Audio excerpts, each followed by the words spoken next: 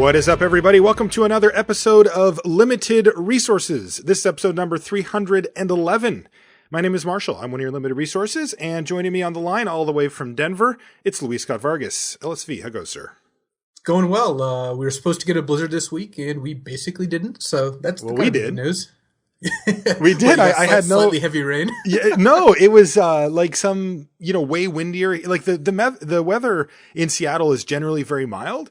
And for whatever reason, we had like a storm, and including power outages. I didn't have internet for a while. Like we got a real, an actual like normal people storm out here. It was pretty good. So thanks a lot for dumping that on us. Well, I was just wondering how the BMW handles in the rain. It doesn't. I didn't even drive it. It just got a bunch of like pine needles on it, because if you drive it, it doesn't do too well in the storm conditions. Right, enough about Marshall's BMW. Yeah, anyway. You know what? You're the one that. All right. So first things first, I want to mention our sponsor, channelfireball.com. They bring you the show each and every week, and there's a lot of good things to say about Channel Fireball. We've got some kind of cool stuff coming up for CFB. The first one is new token coming from Channel Fireball. Tell us about that, Luis. So we're releasing a new series of tokens. We've got a bunch lined up, and the first one is William Jensen, Huey, and he's got a pretty sweet giant token here. It's a token of a giant creature, it's not literally a giant token. It's not like 2 feet long. But the creature type is giant? The creature type is in fact giant. Obviously. And, we'll be giving those away in orders starting on Monday. So if you're lucky, you might get a Huey token. Jeez, I want one of those immediately.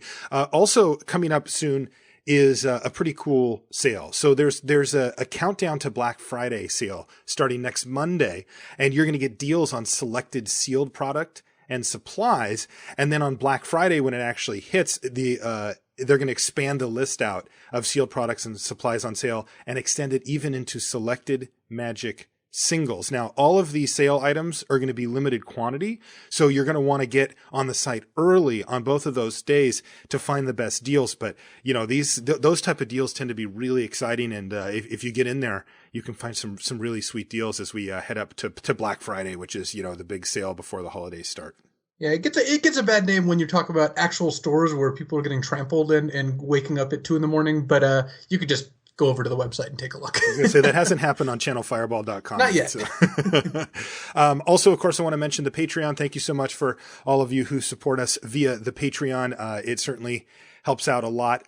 One other thing that I don't normally mention on the show, but I thought I should for this one, is I wanted to mention Desert Bus for Hope, which is it's like a fundraising charity thing that normally, I kind of try to keep things close to the vest on the show and not open it up to too much random, hey, can you plug my website or my thing or whatever. But this one's really special. It's and a lot of friends of the show from Loading Ready Run are the ones behind it. You can go to desertbus.org. Basically, they play the worst video game in the world for as long as they get paid to do so, and they raise a hell of a lot of money for a really good charity called Child's Play that helps sick kids get to play with games and makes life a little easier on them. So I want you to check out desertbus.org. It's going to be going this week, and there's also a lot of awesome Magic things that you can bid on or get away that they do as giveaways.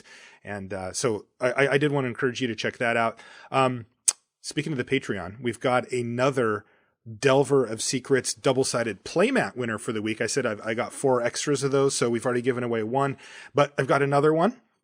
This goes out to Todd Necker, and Todd, congratulations. I will be sending you your Delver of Secrets playmat. That's the one from the GP at Seattle Tacoma. That's from Cascade Games, and Channel Fireball donated those to, well, they gave them to me, but I said I'm going to give them away on the show. So I think that's awesome, and I'll be sending another 2 of those out for the next few weeks, and probably do the regular giveaway next week, which, by the way, does include all the cards from our Crack-A-Packs of late, and that includes a Expedition Steam Vents in there too, so that's pretty exciting. I'll probably be doing that one next week. Now, normally we would do a Patreon question of the week, but as it turns out, this show is a special Limited Resources because we've got a special guest. I'm going to introduce him in just a minute, but as such, I took questions for our guest via the Patreon, so it's just yet another way that we try to give back to our patrons. Is I had a special thread just for questions for this episode, and we got a whole lot of them. So I'm going to skip the Patreon question of the week so that we can save it for our guest, who we will bring in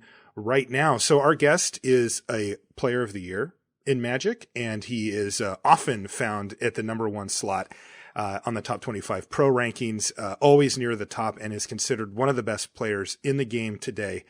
Our special guest is Owen Turtenwald. Owen, welcome to the show. Hello. Hey, we're really happy to have you on, Owen.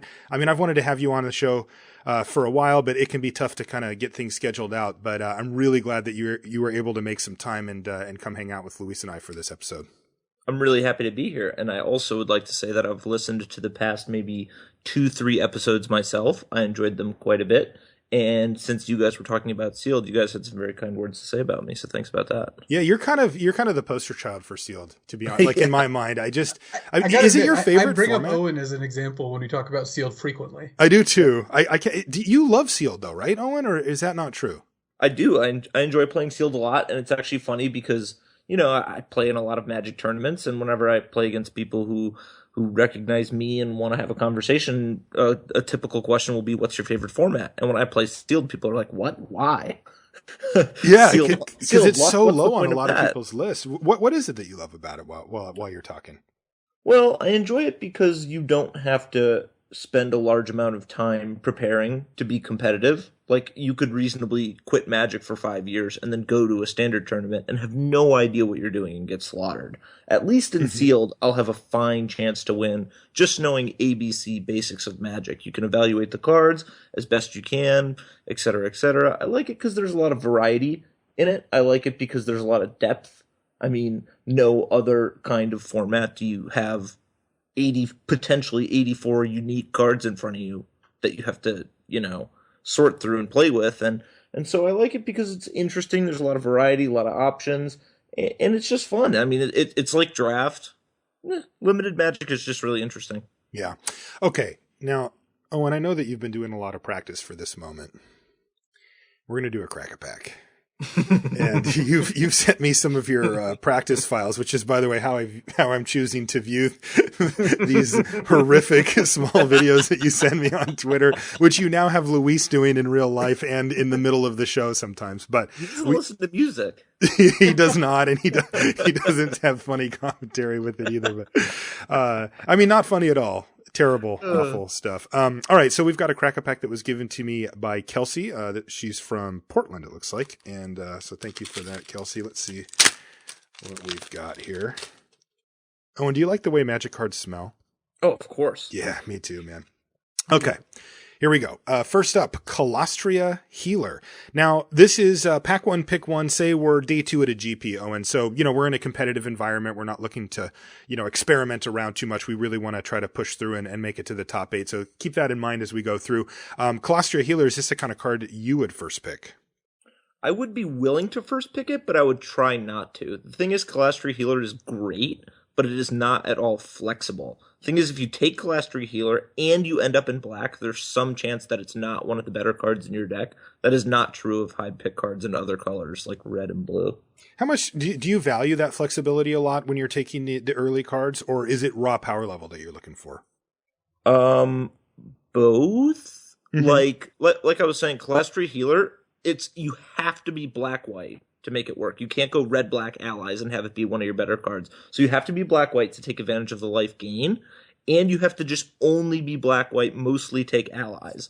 If you could take a good card in a different color, like let's say a Clutch of Currents, or even just like an outnumber, that might be like the 4th, 3rd, 5th best red common, and if you're red, you will almost always play it. But the Healer, it makes you go into white, so it's basically a black-white gold card, and it's just going to make you make really drastic picks to warp around that card. So, great card, but I would try to not pick it. All right, this next card is one that I know Luis would be pretty happy first picking. It's Blister Pod. Just because I had to play them in my Sealed deck. Two of them. And by the way, now that we're on an aside, thanks to Marshall, this is the second Sealed Grand Prix in a row that I've been to where we do a show and I talk about strategies for the Grand Prix, and then I use a strategy which I recommended against, which in this case was building a synergistic deck full of blister pods. So is this conspiracy theory time, or is just this your incredible flexibility when it comes to strategic choices? Well, actually, this speaks more to the point that Owen made earlier about how much variety there is in Sealed. Mm-hmm. See, when we do a show and we want to spend an hour, hour and a half, maybe 2 hours talking about a Sealed format, we can give you rough guidelines. And we can give you things that we consider best practices, like, in general, not playing Blister Pod is a good idea. You'll be unhappy to have that card in your deck, and Sealed especially. But some pools you get are just outside the norm, and some pools just on the tail ends. A variance here. Like you could have a great pool that plays it too, but as it turned out, a really poor pool that one of its best cards was Vampiric Rites, and the best way for me to win, I felt, was to play Vampiric Rites and Blister Pod and Eyeless Watcher. So there are some pools where you have to do the things you don't want to do to win. And knowing those things comes from playing a lot of the format. We can give you, basically, we're trying to give you advice that you'll use in, 85% of your sealeds. The other 15%, sometimes you have to go against that advice, and that's what happened to me last week. I'm going to end all that by saying I will not take Blister Pod out of this pack. It's the second Blister Pod that gets you there. Oracle of Dust, it's been serviceable for me, but I'm certainly not looking to first pick an Oracle of Dust. Voracious Null is next, which has been pretty awful. I haven't really found a home for it. I think that this definitely falls into the category of cards that don't really fit anywhere specific. It's funny, seeing a Voracious Null and also a Blister Pod here. It feels like, when this set was developed, that they were trying for a Black-Green Sacrifice deck that just didn't quite come together enough to make it worth drafting. Do you get that vibe as well, Owen? Yeah, I'm not one to try to draft those types of decks, but I will say about Voracious Null, it's a card that I would almost always avoid, but the circumstance in which I would put it in my deck is if I had a large number of creatures and 2 copies of Zulapet Cutthroat. If you just get one, I would say don't play it, but if you get 2, enough games will come down to either drawing both of those or trying to grind out a way where you can just combo kill people. So I'd say that card is really bad, and if you never put it in your deck, you'd only be making a mistake a really, really small portion of the time. Mm-hmm. But at the point in which I had 2 Zulaport Cutthroat, I would put that card in my deck. Okay. Next is Stonehaven Medic, which is a card that looked pretty bad, I think, at first blush, but has kind of earned its keep in the format. Specifically, you talked about the black-white deck a little bit ago, Owen, and also the Stonehaven Medic tends to make the cut in the blue-white deck as well. Where are you at on this guy? I don't like it very much.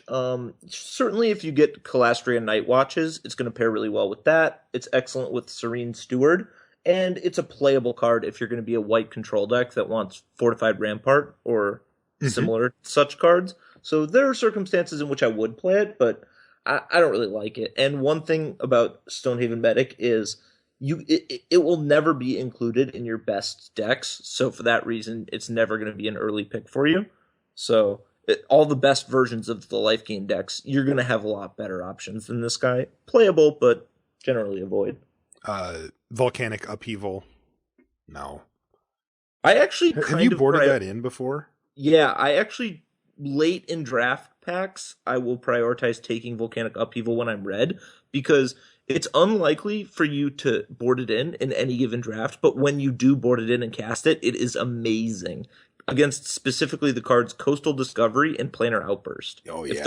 If those cards get cast with the Awaken cost and you can Volcanic Upheaval the land that they target, the card just gets outright countered. So they don't get to kill every creature in play. They don't get to draw 2 cards. And they sometimes don't get to take an extra turn with Part the Water. Oh, yeah. It's come up. I've done it. Yeah, so you've recognized the upside, but the average case is that you wouldn't play it. During the Grand Prix, my opponent cast Ondu Rising with Awaken, and I had a Scour from Existence in my hand, and it did not work out well. Oh, no. Was this post blocks or... No. My opponent, I cast I scoured the land in response to the Ondu Rising, right? So that it just never resolved. So that's Ondu Rising. Sorry, I thought you meant the other one. Wow, that's just brutal. He may well have attacked thinking his creatures would be in lifelink though that turn.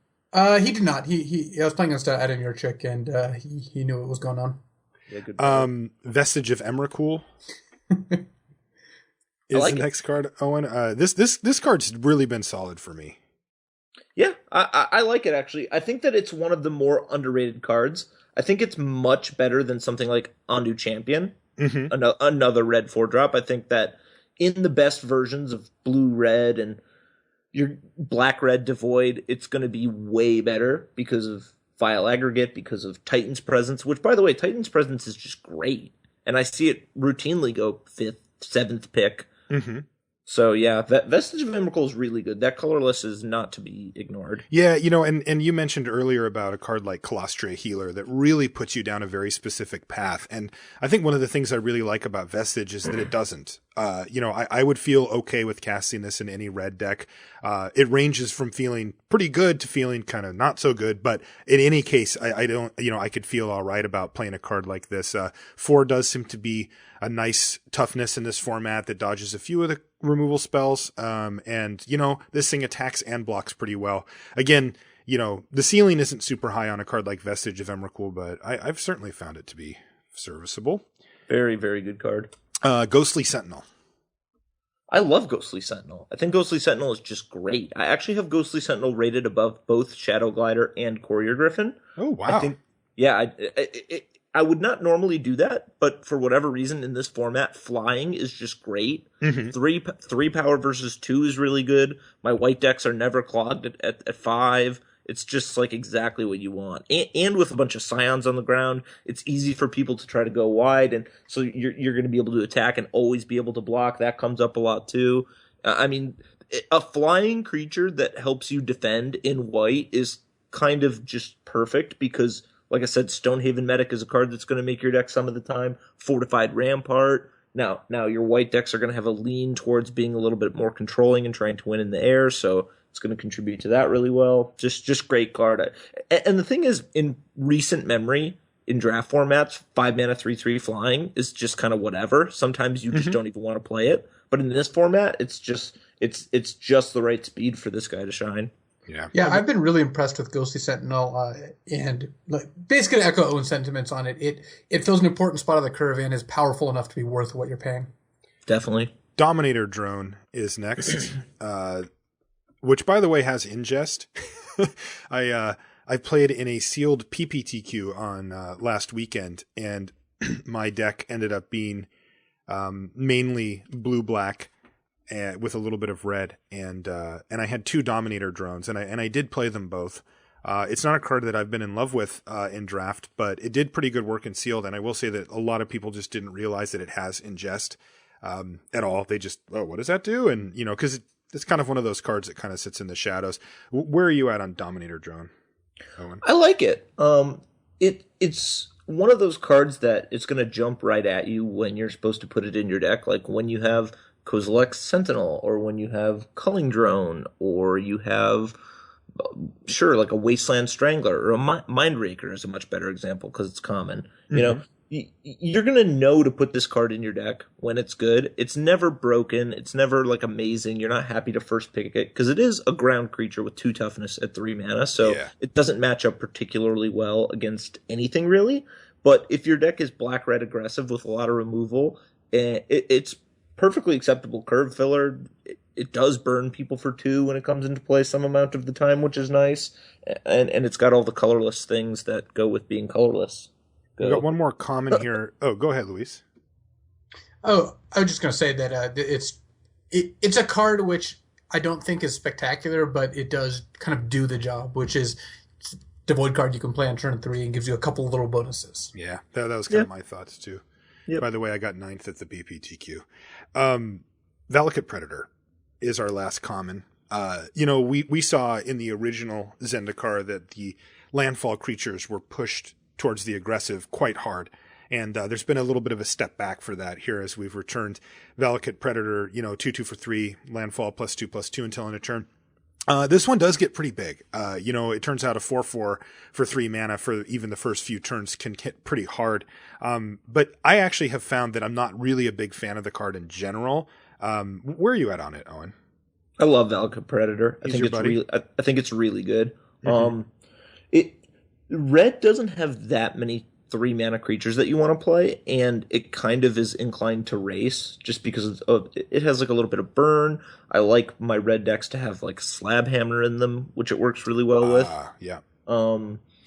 Actually, during the Grand Prix this last weekend, I was drafting Valakut Predator quite high, and I was always happy to play 1 or 2 in my deck. That's going to do it for the commons. How likely would you say you are to take a common first pick in this set? Just in this set? Yeah, you know, like, you know how some sets tend to be a little flatter, where like there's a lot of decent commons and maybe there's some sweet rares, but sometimes things tend to skew up towards the lower rarities, you know, towards the uncommons and the rares. Well, it's a difficult question to answer because Eldrazi Sky Spawner is the best common, and it's the best common by so much better than a lot of the rares. Like, I would say I'm really, really likely to first pick a Eldrazi Sky Spawner, Touch of the Void, or Clutch of Currents. But past that, not so much is going to be really jumping out at me, and I would prefer to have a rare uncommon. Okay. Well, let's see what we've got for the uncommons. We've got a Rot Shambler first. Right? Not very good. That about sums it up. Next one is Forerunner of Slaughter. That's a great card. Yeah, that guy's been a performer. Now, he tends to only go into one deck generally, but it performs when it's in there. How many? And how many of these would you play like at max? Would you play 4? You're saying like at the end of deck build, I can go to the judge's station and there's a stack of plains and mountains and swamps, and then there's just a stack of Forerunners of Slaughter. I can just play as many as I want. There's more than 4 Forerunners of Slaughter. I was just wondering. He just wants to know how many you would run. He's terrible. Forerunner. Okay, right. I got it. It was the kind of funny joke that Limited Resources is known for. You see, the thing is, I've grown really good at just completely ignoring these, like to the point that people will ping me on Twitter and be like, "Did you not hear the joke that he said?" And no, I heard it. I didn't understand it at first. I kind of assumed it was a real question. Yeah, he'll get you. I like it. That was good. Yeah. Our last uncommon is Carrier Thrall. That's the 2/1 for 1 and a black, and when it dies, you get a Scion. Yeah, he's very good. It's tough because he's not devoid, so he's not really going to contribute in a big way to a lot of your synergies. And Bone Splinters is a card that I almost never play with, so obviously it's very good with Bone Splinters, but it's just not enough of an incentive. It's good, not great. Right. I was a lot higher on Carrier Thrall before I actually started playing. Like when I was just reviewing it, this card looked quite strong to me, but I think part of that is just like an overall downgrade of all the cards that go into the sacrifice deck because that deck ended up being so bad. Whereas if that deck was good, this card would be a much higher pick. So it's a fine card. I mean, almost any limited format, this kind of effect you would play a 2/1 that dies into a 1/1 is pretty interesting. But I agree this is a lot worse than there are some decks that want cards like Culling Drone, which looks like a lot worse of a card. Yeah. Listen to this. I spoke to Ben Stark at the Grand Prix, and he told me that when he was on the draw in this format, sealed and draft, and his opponent was on the play, and his opponent played a 2/2 creature for 2 on turn 2, he thought his expected win rate went up and not down. Well, I mean that's actually a pretty interesting statement because Ben is known for exaggerating a little, but I believe he was just being dead serious here, and he believes that the 2/2 has such a little effect on the game that having the extra card from being on the draw and essentially the extra quote card from them playing a 2/2 versus you later playing like a 3/3, I mean that's a pretty big statement. Yeah, Ben is known for exaggerating, but he's also known for being great. Yes. And I think this is more of the latter than the former. Yeah, I think that people should choose to draw first more in draft than they do. My guess is that if you look in the wild, over 90% of people, 95% of people choose to just play first in draft because people always do that. There are definitely some decks and especially some matchups where you want to be on the draw in draft, and most people do not consider that. This format more than others. Usually I'm extremely averse to being on the draw. I'll choose to play way more than even most pros who will choose to draw somewhat liberally. But in this format specifically, the play draw is so close that having information about your own deck is going to change it a lot.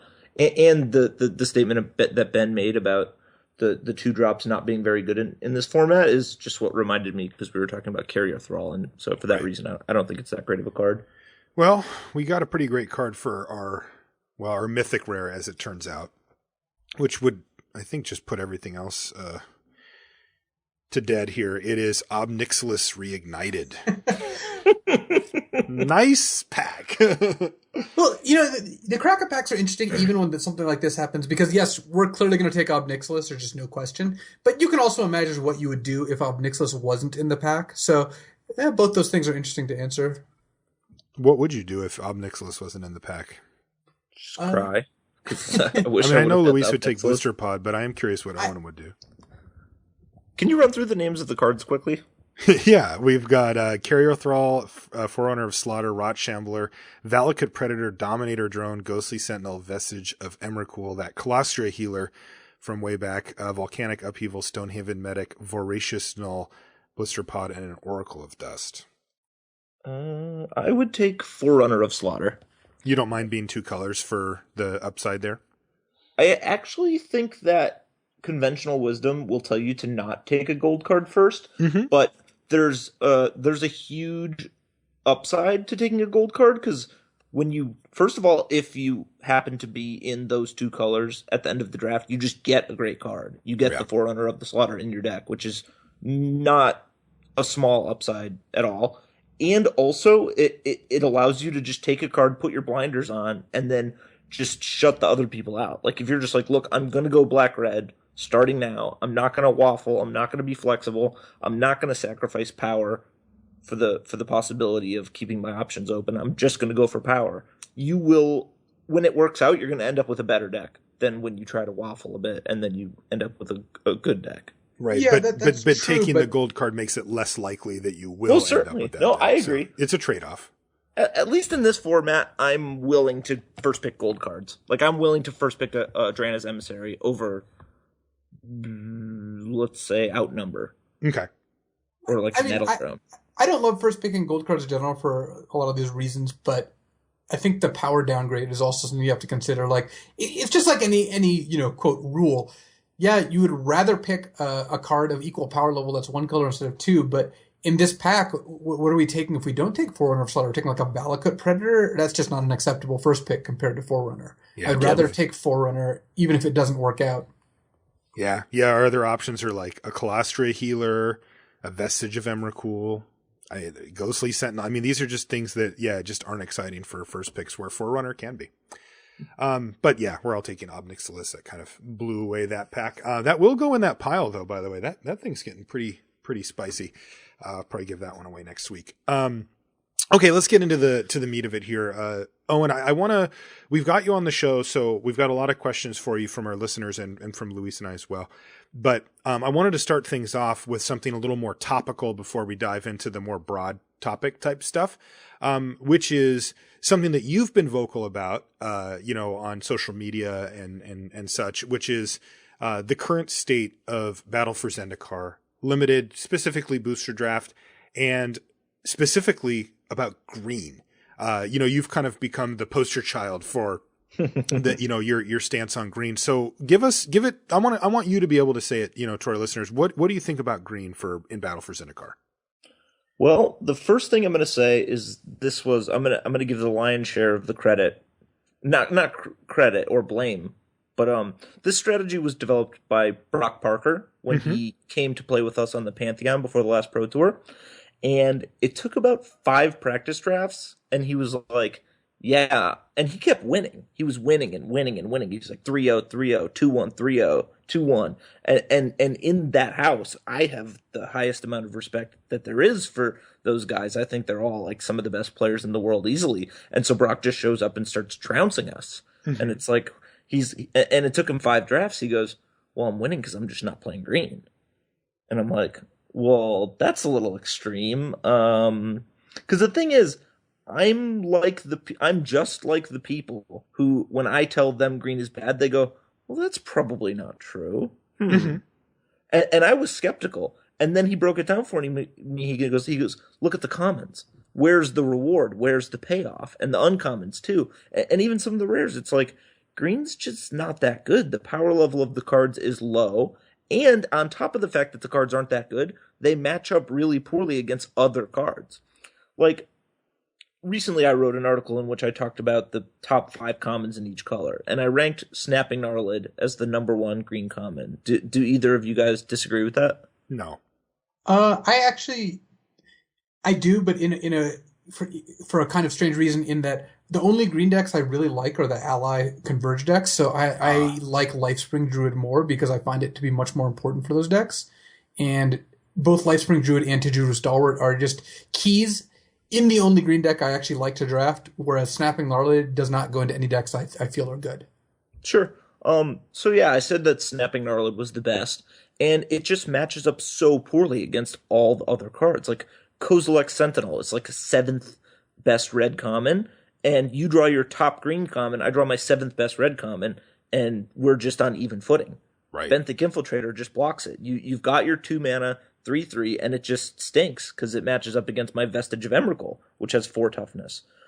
And even Lifespring Druid. Sure, Lifespring Druid is a very good card. If you put that card in Magic Origins, it would be a top pick green common. If you put it in any other format, it would be great. But 1 toughness is just not that good. It's gonna die to a Boiling Earth, or when it's not giving you mana, it's up against an Eldrazi spawn. It doesn't really the utility of that card, it drops off quickly. Or even look at the Tajuru Stalwart. You got all 3 colors of mana. You played at turn 3. It's still a 3-power creature. It's still not going to match up against Sentinel, Vestige, Benthic Infiltrator, etc. And it's going to make you play a 3-color deck, which I don't want to do. Very similarly, like I talked about Calastria Healer, I said, like, when you pick it, you have to draft a certain kind of deck. That's just not true of the blue cards and the red cards, which I think are the best. It's like when you take a Snapping Gnarlid, you're like, okay, I have to be this aggressive landfall deck. Or you take a Stalwart, or even a Lifespring Druid. You have to be multicolor. You have to be based on like getting a bunch of allies. It's more like you have to make specific cards go into your deck to truly make them shine. Whereas like, I'm just happy to put a Benthic Infiltrator in a blue-red control deck. Or in a low-curve focused aggressive deck with Mist Intruder next to it. There's just so many ways. The other cards, they're really powerful. I think they're more powerful than the green cards, and they're more flexible. Yeah, it's funny. We talk on the show, we have a term we use called setup cost. And setup cost is just a way to denote, how much a card asks of us before it gives us whatever it's going to give us, right? So, a simple card like a Grizzly Bears has effectively no setup cost. You just tap the mana, put it on the table, and it does what it does. But then, you look at a card like, I don't know, what is it called? Prism Array or whatever that rare is called, and that has like an absurdly high setup cost, right? And what you want to do is you want to try to match up, well, how high is the setup cost versus what is it giving me? Right? Like, what do I actually get out of it? Because some cards have a really high setup cost, but also a really high return on that. And it's funny because when I look at green, I kind of apply this concept to green as a whole.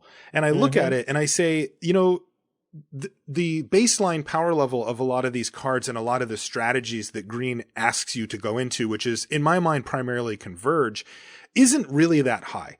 And that it's like, okay, that's fair. And it has a fairly high setup cost. You need to play, 3 colors plus to kind of get the most out of it. You think, all right, so I'm accepting the fact that I'm going to have to do some work here to get these cards set up. So what's the payoff? And you go through the list and you look at the Converge cards, and it's not that high. It's just not. Like, Luis just mentioned Tajuru Stalwart, which is a fine card, a 3/4 for 3 mana when you can get it, at the right time is okay. It's pretty powerful. And, you would play that in a deck every time if it was just 3/4 for 3.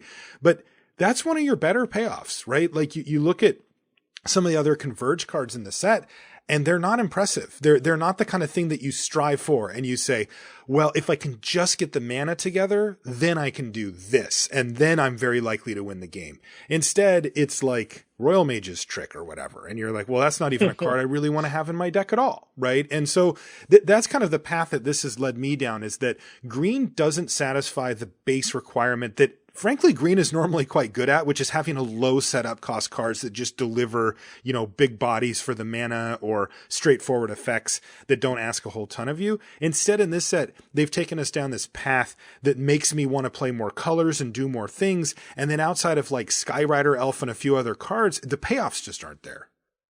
Well, another big part of this, which I didn't realize till later, is that Unnatural Aggression, the common green fight card, yes, is very poor in this format. Yes. And normally that's one of the reasons to be green. Like, you look at Wild Instincts, and you look at Savage Punch, you look at Epic Confrontation. These are, I'm naming the best green common of the last couple sets. Maybe Leafkiller was better than Wild Instincts. But either way, the green fight card is either the best or second best green common very frequently. And Unnatural Aggression is just not good. The fact that it doesn't give a toughness or power bonus is pretty bad, especially since the green creature is just smaller in this set than a lot of the off-color creatures. Like Owen mentioned, your Snapping Gnarlid is not going to kill Vestige of Emrakul. And the fact that it exiles just doesn't matter because none of the green cards care about that. So you're paying extra mana. You're paying 3 mana for not a good enough effect. And the fact that one of green's was supposed to be one of their marquee commons is very bad. It just reduces the overall power level of green by a lot.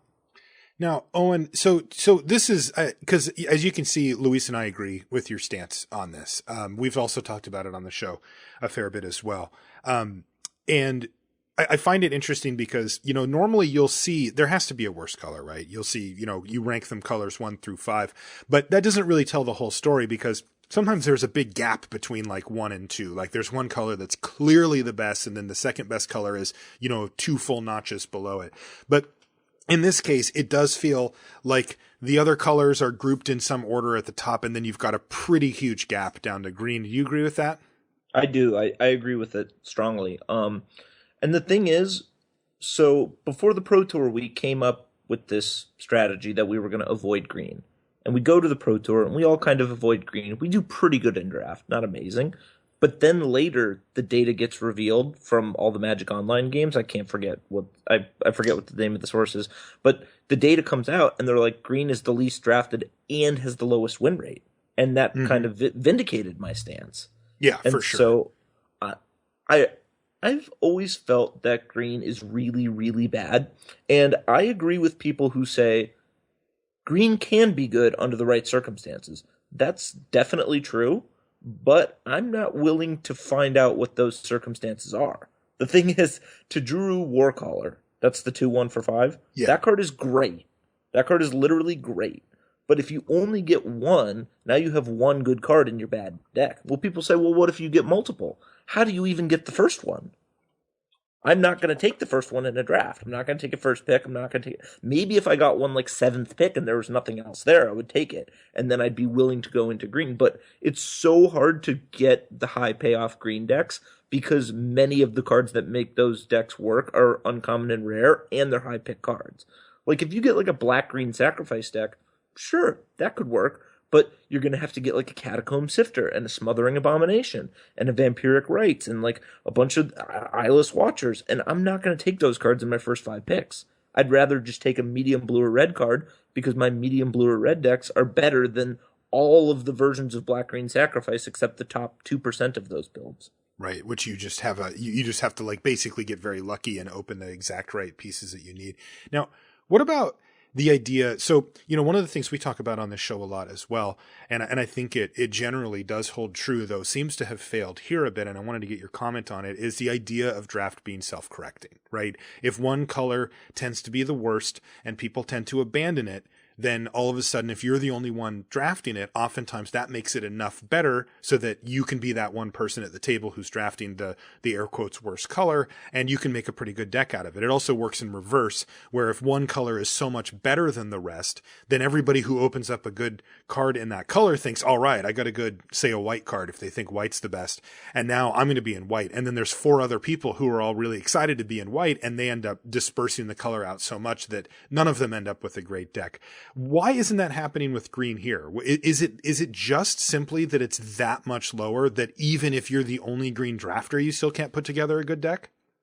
Everything you just said is true, but I think in this format, it's so extreme that green is worse. And the good green decks are so largely based on getting good uncommons and rares that even if you're the only green drafter at the table, you're still at the mercy of the boosters. People still have to open Tajuru Warcaller and pass it to you. They might just not open that card. Green is, in my opinion, a gambit. You have to hope nobody's drafting it, and you have to hope you get the good cards. And even then, the payoff isn't, I get to win the draft for sure. You would win the draft if you were the only green drafter, and you were in one of the green decks, and you got a couple of the high payoff cards. Like you're like, look, I'm gonna draft green tokens with Tajuru Warcallers, and you're the only one, and a couple of Warcallers get open, and they all end up in your stack. You're probably going to win the draft. You could still lose, but you're probably going to win. Okay. See, that's the thing I think a lot of people don't get when they're reading, because you wrote an article on Channel Fireball where you first outlined this, and you said, and I think the quote was something like, "I'm not exaggerating. This isn't hyperbole. I would never draft green." Never do it. So, a lot of people reacted very strongly to that. I think that is an interesting conversation regardless, I think the biggest point of contention, the one that most people seem to misunderstand, and this I'm going to kind of repeat what we just said here, which is you're not saying you can't have a green deck that has a good win percentage or has an expectation of winning. The problem is by the time you have to commit to trying to draft that deck, you don't have the information needed to know whether it's going to work out or not. And the odds that it works out are low enough lower than all the other colors and decks you could be drafting, that in your opinion, it is a negative expectancy gamble. If you were, if I was to sit down at a table with 7 Owen Turtenwalds, then it might make sense for me to draft green some amount of time if I opened a good green card and I knew that I would get every green card at the table essentially. But in a real draft, that's not the case. If everyone used this strategy, it would, again, balance a little bit more. But at a real draft table, people are going to take green cards. Not everyone's going to share this opinion. And what you are banking on, what you're saying, and this is the part I really do agree with, is that enough people are still going to take green cards no matter what anyone says, that you're just risking too much by taking a green card. And even I'm not on the 0% draft green. I think there are circumstances where I would, but I still don't think that in general it's a good strategy to be in, because you just can't stop the person 3 to your right or 2 to your right from opening a Green Warden of Marasa and just deciding to draft green. Even if they pass you a bunch of green pack 1, maybe they open a great green card pack 2, decide that's their second color, then pack 3, you're splitting a color which just can't be split. Yeah, right. Totally agree. Okay, good stuff. I'm happy to have that conversation. Let's move into some bigger picture stuff. Like I said, we got a lot of questions for you from our listeners, Owen, and I want to make sure we get through as much of these as we can. The first one was first one is actually definitely a big picture question that we got asked by multiple sources. It was actually literally everyone. Yeah, I got asked it on the stream. I got asked it on Twitter. What does ORAT mean? What is the ORAT? I think you should ask it more philosophically. Like, what is the ORAT? Or maybe what is ORAT? Well, ORAT is / are my initials. My full name is Owen Robert Alexander Turtenwald, ORAT. And I was hanging out with I think it was Brock and Huey, and I think Efro was there too. And for whatever reason, somebody had asked me what my middle name was, and I said Robert Alexander. That just is my name. And I think it's because my dad, his father died when he was quite young, and his name was Alexander. And so he was raised by my dad's grandfather, whose name was Robert. And so when I was born and they decided to give me a middle name, they kind of wanted to use both of their names instead of just one. And so I just had 2 middle names, Robert Alexander, and now it's just become a nickname that kind of everyone I know uses. People will go, well, what's that filthy ORAT up to? Well, I think it's also gotten popularized because Pack-Rat is one of your favorite cards. Yeah, that's coincidence. I do love that card. It is a coincidence, but I think that's what made the name stick. So yeah. You'll often see, hashtag ORAT. Mostly by me. Yes, but oh, you mean by your PR team, not by you? Yeah, it was a very common question. So now it's not the most complicated of answers, but ORAT is a great nickname. All right, so let's get into some of these questions. Some of these are Battle for Zendikar specific. I started off with a few of these, and then a bunch of them are much bigger picture. So Peter Rosen wants to know, what cards in BFZ Limited have changed the most in evaluation for you since the set first came out? Which cards are much better or worse than you first thought?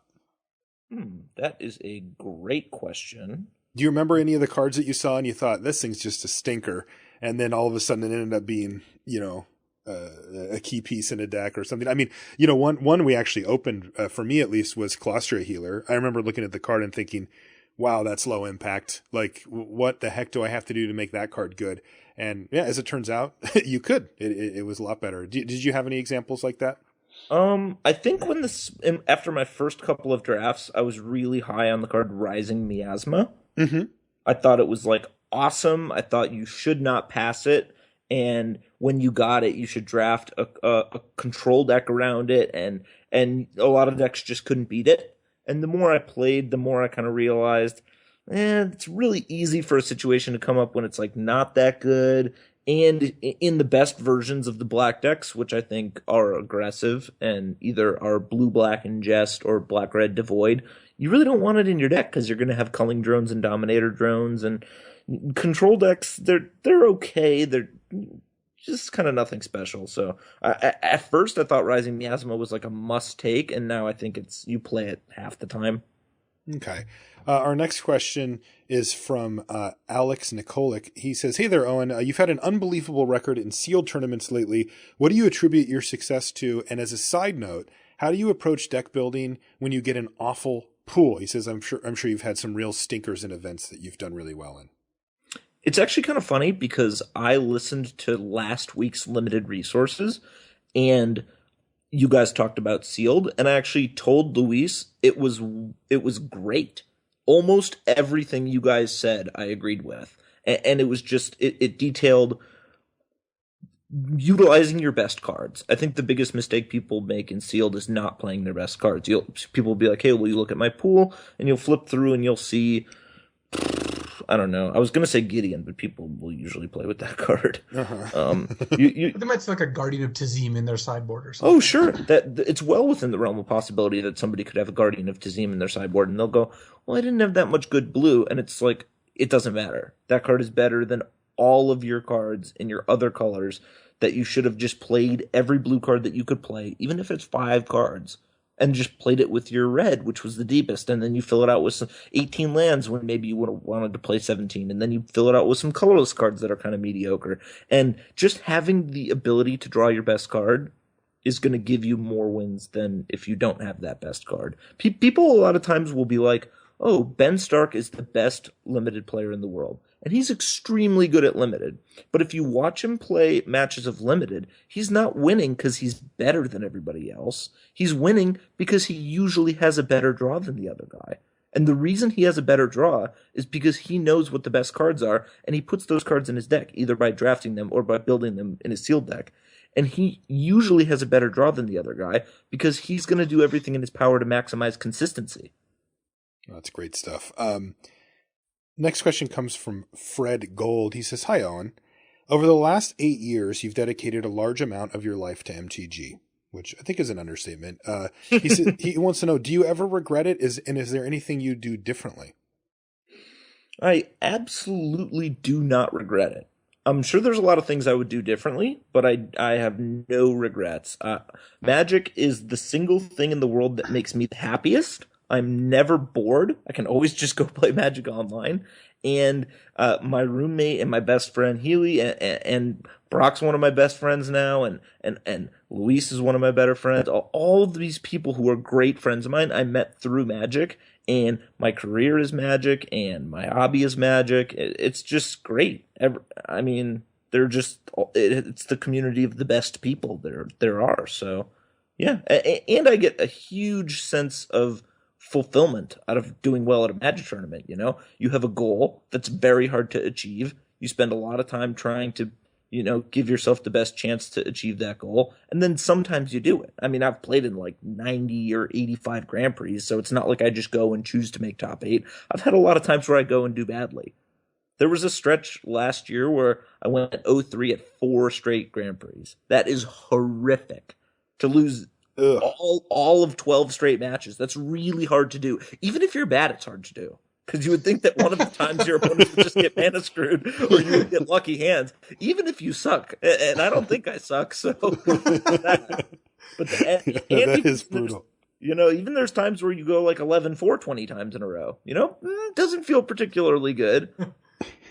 You think that you're going to do better than that one of the times. But then, it's persistence, it's hard work, it's dedication, and sometimes it pays off, and it feels great when it does. Fred had a follow-up question. He says, on a different note, what do you see on the horizon for Magic? Will the game continue to grow so quickly? I sure hope so. I hope that everyone plays Magic someday. Yeah, it does. I love the way that it's been going for sure. This question comes from Jake. And he says, Owen, I feel my drafting game is strong, but play sequencing is really junk. I don't currently have access to Magic Online. Is it just experience, or is there anything I can do to help my sequencing? It is a really tough subject, and greatly appreciate the help. Off the top of my head, there's not a whole lot of tips I can give you for how to be better at, the order in which you play your spells. Except I think that the biggest mistake that people make when they play is they don't think about what the game is going to look like after they play a card. And also, before you decide to play a card or not play a card, you should think about the game from your opponent's perspective. If you just look at the board from where your opponent sits, usually it'll be clear, if you're them, what they don't want you to do. And then you just try to do that thing, A lot of times you're like, oh, I could play around this card. And then it's like, you just look at the game from your opponent's perspective and you're like, wait a minute, I tapped out on turns 2, 3, and 4. They're just hoping I don't have something on 5 also. Like, this is where I press my advantage. Where a lot of people might hold back, or they might. I think people don't really look at the game from the top down and think about how the board's going to look in a couple of turns. They just kind of play a card, or decide to play a card, or decide to not play a card, mostly on a whim. I actually think that's a really useful tool in Constructed, because in Constructed you can playtest the exact matchups you're going to be playing, and sometimes you should play the enemy, the other side, just to know what you fear during gameplay there. Because absolutely, if you know you're going to play like mono red in a tournament, you could still spend some time playing Jeskai or a ramp deck to know which draws you're most afraid of and what cards you're most worried about. That exact thing isn't quite as applicable and limited, because it's not like you playtest a specific matchup. But what Owen's saying is completely right, which is, think about the game from your opponent's perspective. This is a zero-sum game. What's bad for your opponent is going to be good for you, and figure out what they're expecting and what they're hoping and what they don't want to have happen, and try to do your best to kind of play into that. One tool that I did use when I first came back to the game, because I was struggling with this as well, of getting a clean visualization on what what would actually happen to the board state or to the hands or whatever when I would make a certain play.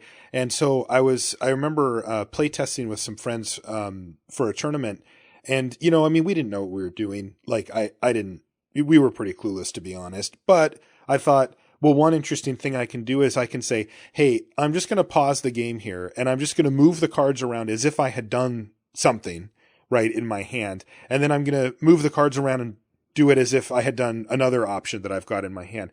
And I have to say that just doing that and just getting a snapshot of what the battlefield would look like after making play A and then after making play B, for whatever reason, there was a roadblock there with my head where it was kind of abstract about I can do this and I know that it kills that, but then it was hard for me to piece together exactly what things would look like. But then after looking at the battlefield, I'm like, oh, well, this is great for me, right? The number of things you can have goes down, and and I'm in a huge, great position, and I'm definitely going to make play A.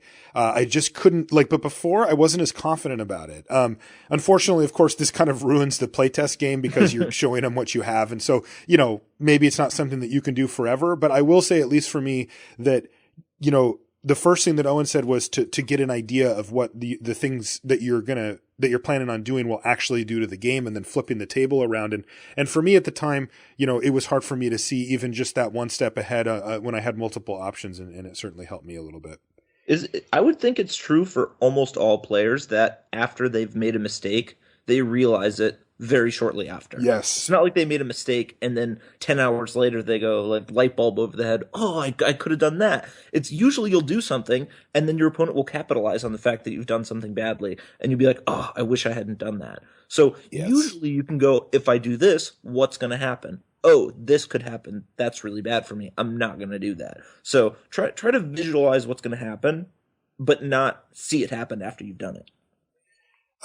Mike Pierce says, Owen, a lot has been said about what's the best way to gain the most edge or win percent. For you personally, what one item of focus or level up moment has added the most to your game? And this is a big question, right? This is, Mike just went right for the throat here and wants to know, if you had that type of moment as you were developing your game. I mean, it's so funny because, we also have to remember, Owen, how old were you when you started playing Magic? 14, 13? Yeah, 13 or 14, right? So, you know, for somebody like Owen, he's been playing all of his adult life and most of his life as like a independent person, right? Like when you know, get to that age where you started playing is when you can start kind of going to do things on your own and whatever. So, you know, you've kind of always been in this mindset, but is there anything that jumps out to you as, you know, a moment or an aha type thing that struck you as a real level up? There was definitely no eureka moment, and I'm going to give an answer that's really boring because everybody says this.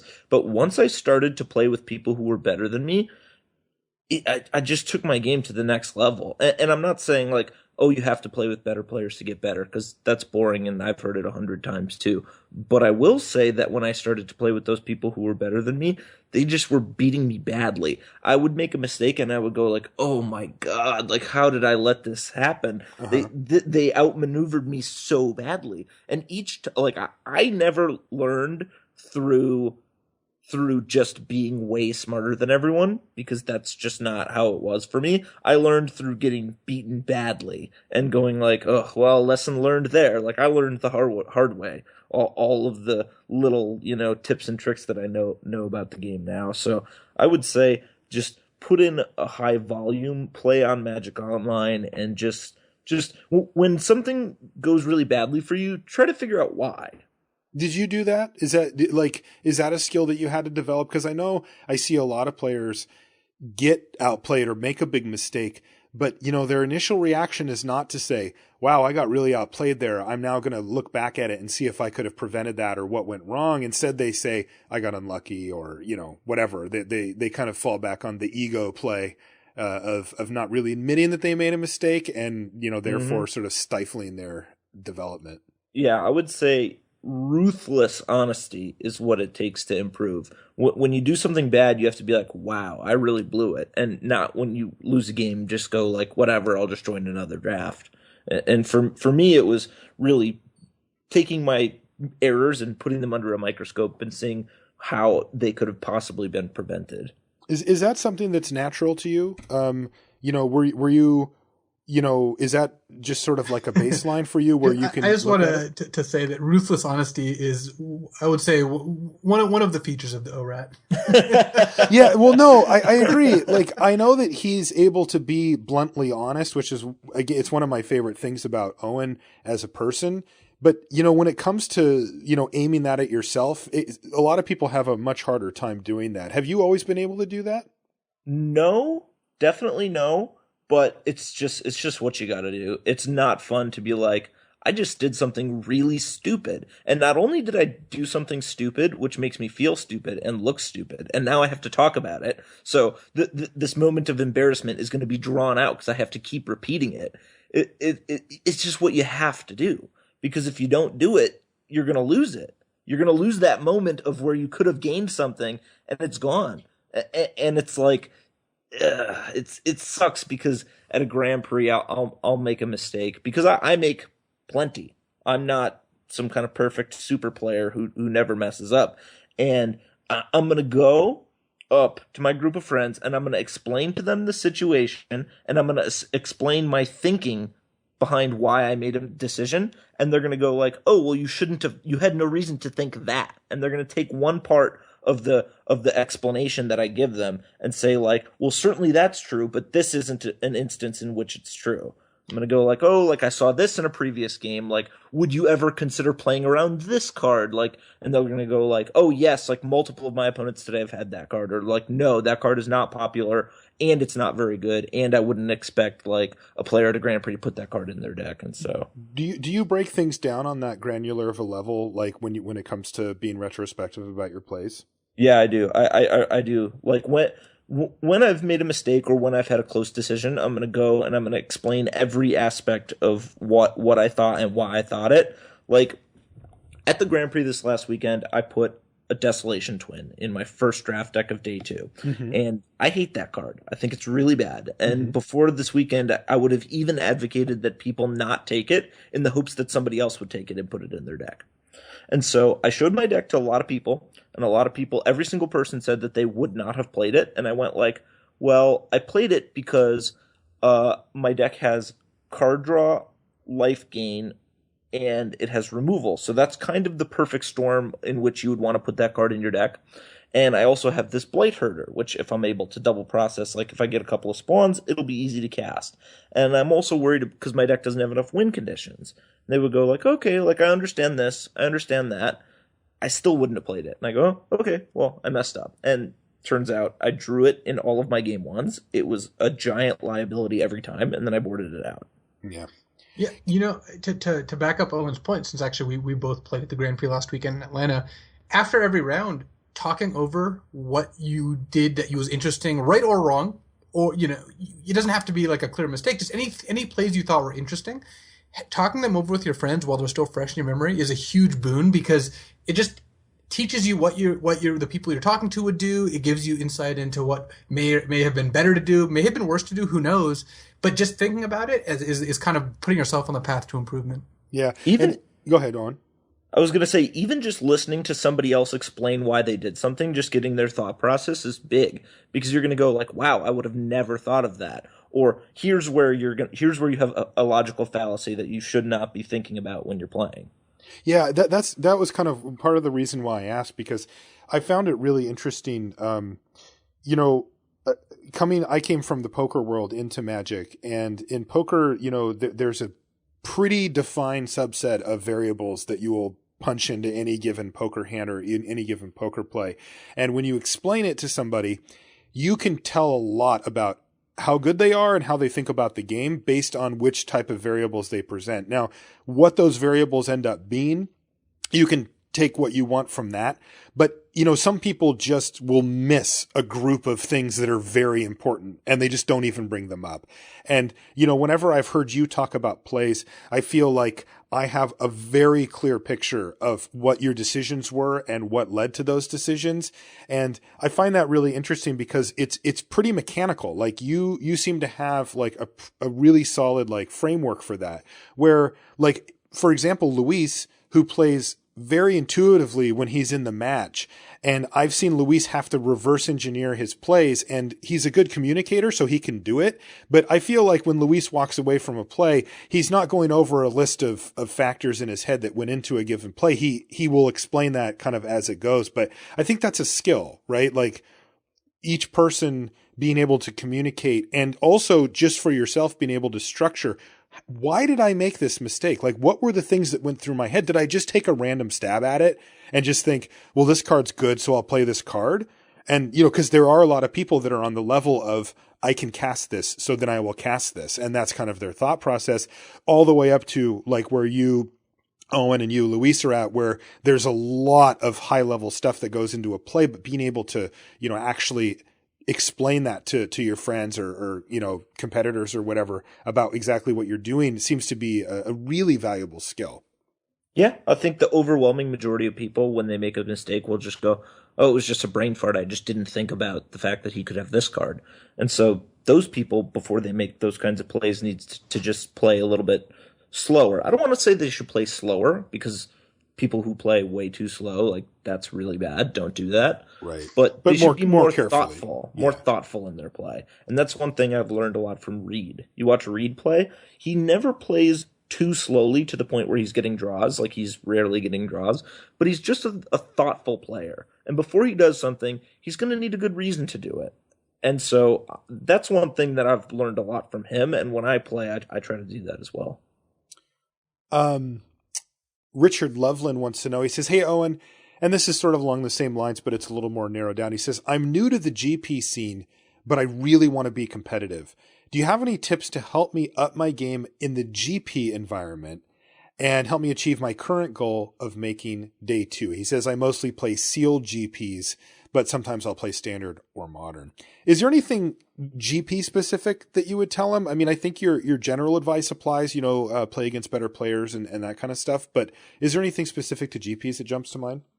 The single most likely thing that Richard can do to improve his chances of winning in the next Grand Prix he plays is to get buys. Get buys. So grind out a bunch of Planeswalker points and pick up those 2 buys, or win a grinder or whatever? Absolutely. I mean, So explain that, because I think, those of us that are out at tournaments all the time and who pore over, standings like me in the coverage booth and you guys when you're playing, have a much more visceral feel for what buys actually do later in a tournament. But I think, maybe somebody who's new to GPs might not understand that as well. No, buys are just huge. Like, they're going to give you better tiebreakers, and they're going to mean that the records you're going to need to achieve in matches you play to make day two it's just going to be lower. So I go to a sealed Grand Prix. If I want to make day two, I have to win 4 matches and lose 2.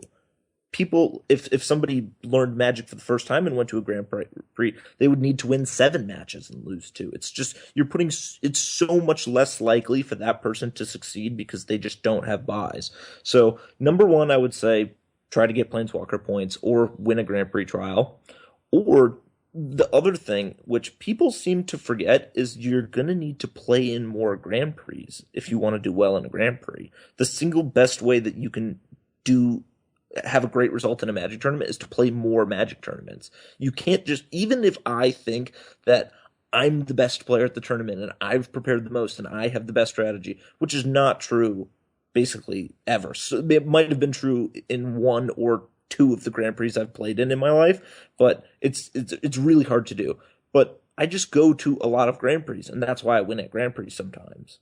You're going to need to put in a volume. You go 0-3 at 4 in a row. You don't just stop going to Grand Prix. You go to 5 more Grand Prix, and you end up doing well in a number of them. Yeah, I mean, it is a numbers game ultimately when it comes to putting in the volume. Absolutely. Next, God, Louise, he just does this. I blame you for this, Owen. I opened a Maria Shepherd, just so you know. My advice to players wanting to improve is to open packs and just throw all the cards on the ground. Thanks, Owen. All right, that's a good show. We'll see you guys later.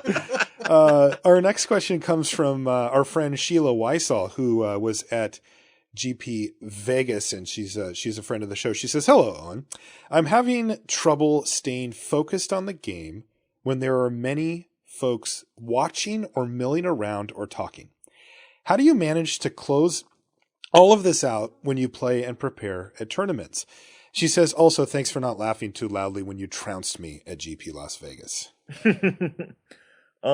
That's a very good question because it's something that I struggled with at first. You get a feature match. There's a lot of people watching, and there's pressure to not look or act foolish, or you want to mind your P's and Q's because there's a lot of people looking at you, and so the strategy kind of feels like it's secondary because you don't want to look stupid. Yeah, because looking really stupid in front of a lot of people for most people outweighs losing a game of Magic. Absolutely. And certainly you're not going to think about those two things in the moment and decide that you're going to focus on the first and not the second. But that's just kind of what happens a lot of the time. I mean, you do commentary, as does Luis. I'm sure you get lots of people who you assume are having a feature match for the first time, and they kind of do something boneheaded because they're not thinking about the game. Mm-hmm. So for me, I get lost in the game now because when I get a feature match, I'm only thinking about the cards and my options with my cards. And so, like, again, it's not an interesting answer, but just experience. But part of that question was if people are being too loud. Like, that's a problem. That's not a problem with you not being able to focus. If people are being too loud, you can just ask them to quiet down. Okay, yeah. So and that's the thing. That's the thing that happens at the local store level. I mean, people are just being really loud. I've done it in matches where at Grand Prix, I mean, somebody's standing next to me and they're just being extremely loud. Be like, "Oh, can you please take a step back, or could you please quiet down?" Like, that's a totally reasonable thing to do. Yeah, especially for go ahead, Luis. I was just gonna say, I think people need to, you can be more proactive about asking for people to quiet down, or this is similar, or calling a judge if you're not sure about something in your match. And none of these things are an indictment of the people you're talking to. You can just do those things. You can just ask reasonable things of your opponent, or again, call for a judge if there's something going on that you want the answer to, without worrying about what other people are gonna think, because those are just well within your rights, and you deserve to have a playing environment where you're comfortable. Absolutely. Luis, I'm curious, how would you answer the question that Sheila asked? Because you two have been in more feature matches than almost anybody, at least since I came back to the game. I mean, you guys are just constantly getting feature matched all the time, to the point that I'm assuming both of you are quite used to it at this point. But Luis, was there a time that you remember when people were watching you play that it made you uncomfortable? Not really, but I think that part of that is that like Owen said, I just get pretty involved in the game. I do think that experience definitely helps. I think that just putting things in perspective helps too. At the end of the day, like you're just playing a game of Magic. If you screw up, it doesn't matter. Like it's not a judgment of you as a person. You should try your best not to, but you shouldn't feel awful if you do. And I don't care what the people watching me think. So my strategy when it comes to feature matches is basically to play like I would play a normal match, except I'll usually start out by playing lands in front because I know the coverage loves it. For value, yeah. It is funny to think about it in those terms about, how much, because look, it is just a game of Magic, and that is true, but it's also important to us, right? We've, all three of us and many of our listeners have decided that this is important, right? Now, we're not putting it, higher than, life and death, real life stuff or whatever, but it is important, right? And I'm okay with having it be important. So, the thing that helps me, because occasionally I do find myself in the feature match area as well, but also just on camera. Like I'm just on camera a lot, at a tournament or whatever. And it's similar where everybody's looking at you and you don't want to say something stupid, even though I do, and I will again, it's just, you're going to miss stuff and you have to deal with the fact that people are watching. So it's somewhat similar in that way of you're trying to perform under that. But the thing that I think most people don't realize is that you care a lot more about how you come off on camera, or if you screw up, like it hits you a lot harder than it does people at home.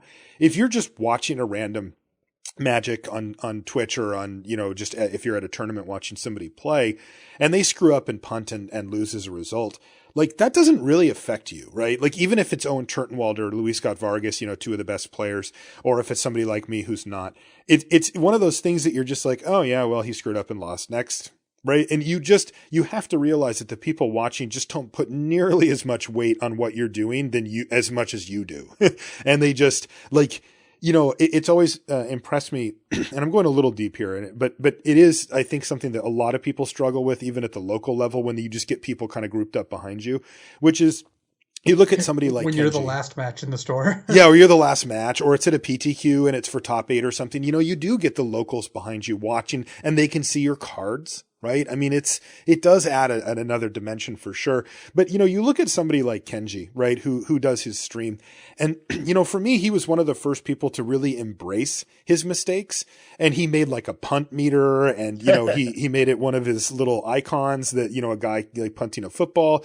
And like, instead of, over putting too much weight on it, it's just recognizing correctly that you will be making these mistakes and that that's not going anywhere, and kind of celebrating it a little and just saying like, look, I screwed up. It's okay. Right. And, it lowers it. It's great when you make mistakes sometimes, because that's a something that you can make an improvement on. Yeah. If you were to lose a bunch and you could not identify your mistakes, what are you supposed to do? It's so much harder to go from there. Whereas if you are making a bunch of mistakes that you can point to, or other people, your friends can point to, then all of a sudden you have things you can work on, things that you can make tangible improvements on. So, yeah, I mean, I don't love making mistakes. Obviously, I think about it all the time when afterwards, if it cost me a game and all that. But at least it's something I can be like, well, next time I won't do that. And if it's a lot better than coming away from a tournament where it's like, well, I lost a lot, but I don't really know where to go from here. Right. Casey wants to know, how do you prepare for a limited GP, and how is it different from a constructed one? And also, what's your preference on what kind of tournament to prepare for? I have a strong preference towards preparing for a limited Grand Prix than a constructed one, because a constructed one, it's, your process is a bit more methodical. You're like, oh, I'm going to try this deck, and I'm going to try that deck, and I'm going to do this, and you kind of have to go down the line and cross things off, and it's like a checklist. It's like a to-do list. They're like chores. Mm-hmm. It goes, I gotta play Abzan, and then I'm not doing my due diligence unless I try Jeskai, and even though I really don't like it, and so that's kind of what it is for constructed. But for limited, you're like, I'm just gonna booster draft. I'm just gonna play That limited. sounds great. Yeah. And you're like, I'm just gonna do 5 drafts a day for a couple days. This is great.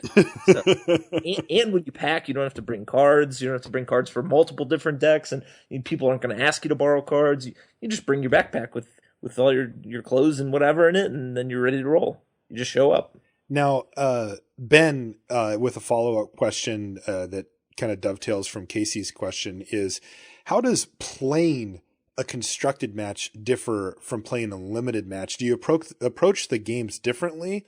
And if so, how? So, you sit down and you're shuffling up your constructed deck. What about the actual play, versus it? Is it still similar strategies where you're, looking for avenues to win and exploring those? Or is it a completely different experience between the two? Oh, totally different ball game. Because when you're in a constructed tournament, basically from the first card your opponent plays, you can figure out what deck they're playing. Mm-hmm. And when you can figure out what deck they're playing, you can know that realistically they can only have like maybe 1 or 2 cards that won't be in that kind of deck. Like when my opponent goes Forest, Warden of the First Tree, and then he goes like Plains, Hangerback Walker, you're like, okay, he's green-white Megamorph. I know that in 2 turns he might play a Gideon, and in 3 turns he'll probably play a Wingmate Rock. How do I stop those things from happening?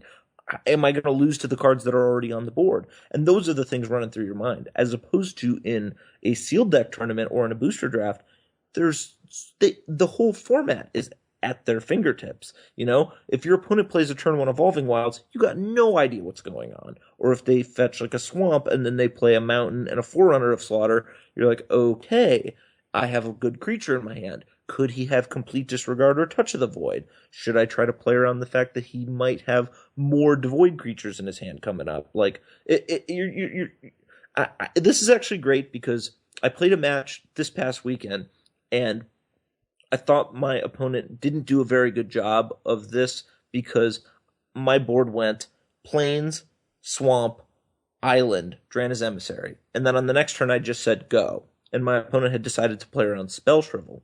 And he asked me after the match if he thought that was a good play, and I told him it wasn't, because if he puts himself in my perspective, if I'm building a deck that has a Swamp, a Plains, and a Drana's Emissary, I'm basically base black-white, and I'm probably have an ally theme as well. So it's unlikely for me to want to put a Spell Shrivel in a cohesive black-white deck. If I'm going to splash blue, I'm only going to play a couple cards, and I'm not going to splash cards that are time-sensitive, like a counterspell. So if I'm him, I can reasonably rule that out of a card that I could have in my hand, and I wouldn't play around it. So in draft, you're going to look at the cards that your opponents have played, and you're going to try to predict more cards that they would play based on the cards they've already played. So you're kind of trying to put pieces of the puzzle together, and as they play, if you're going to decide whether or not you're going to play around a card, you look at instances in which they could have played that card on prior turns, and you decide whether or not you're like, should I go to 3? Could he have Touch of the Void? No, because last turn he would have played a Touch of the Void. Like, has he played like high quality first pick cards? Okay, then it's less likely he's going to have gotten a card like that because he already has these other premium cards. And so just a lot running through your head. Yeah, that's awesome. And that sounds definitely way different. Cal Wacker wants to know, have you found that lessons you've learned from professional Magic have had a greater impact on your non-Magic life? What's been the most resonant moment when you realized your Magic experience was nourishing and nurturing the other parts of your daily life? That's a great question. And it's something I've talked about before. Like, when I go to play test with the Pantheon, my Channel Fireball Pantheon, the team that I test with for the Pro Tours, I hold those people in such a high regard in terms of just their intelligence as human beings and as their ability to play Magic really well. And so when you hang out with like 10, 12 people and you think that they're all just geniuses, you pick up a lot. I mean, the way that they approach normal situations, not even just games of Magic, it's like they teach you all sorts of things about critically thinking and problem solving and just all this stuff. And it's like, I go and hang out with people who don't play Magic at that level, and they're also smart people, but in a different way. So I would just say that hanging around with those kinds of people, like, it's tough to keep up. Philip Bollinger wants to know, do you play limited only when you have to prepare for a limited GP or the Pro Tour, or do you try to play regularly so you don't lose your touch? On average, how many times would you do a draft or a sealed of a particular limited format? For me, the time I spend playing Magic is time that I want to invest in the format of the next tournament I'm going to play. So this last couple of weeks, it was like Indy, Seattle, Pittsburgh, Atlanta. It's like before each of these tournaments, before Seattle, I just played Legacy. And before Atlanta, I just played Draft. And before Seattle, I didn't play any Draft. Even though I knew that there was going to be a Draft tournament after that one, I just try to use my time on the next thing that's happening.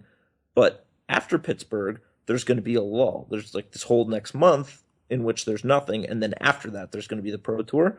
And the Pro Tour is modern, but that doesn't mean I'm going to play modern. Usually in a break, I'll just play Draft, like the Holiday Cube. I love that. But I only play it when there's not a tournament coming up. So, because you have to kind of meter out your time accordingly, yeah, since it's your job.